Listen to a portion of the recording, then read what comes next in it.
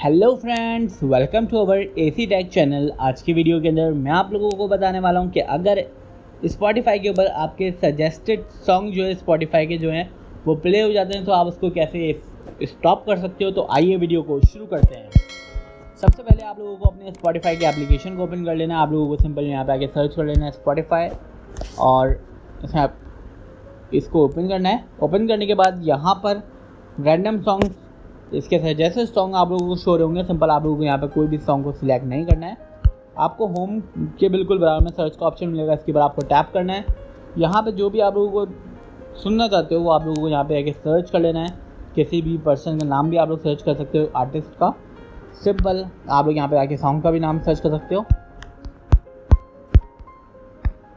Simple हम लोगों ने यहाँ पे ये सर्च कर लिया और यहाँ पे अगर इसको प्ले करना है तो हमें इसके ऊपर टैप करना है और आप इसको सुन सकते हो। आई होप ये वीडियो आप लोगों को बहुत ज़्यादा पसंद आई होगी। Please do subscribe my YouTube channel for more videos. Thank you.